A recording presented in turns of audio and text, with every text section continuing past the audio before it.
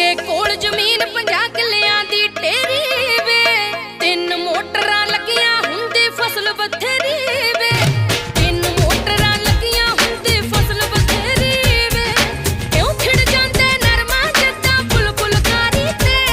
ਵੇ ਮੈਂ ਨਹੀਂ ਆਉਣਾ ਜੇ ਨਾ ਆਇਆ ਲੈਣ ਸਫਾਰੀ ਤੇ ਵੇ ਮੈਂ ਨਹੀਂ ਆਉਣਾ ਜੇ ਨਾ ਆਇਆ ਲੈਣ ਸਫਾਰੀ ਤੇ ਜ਼ਿੰਕ ਯੂਰੀਆ DAP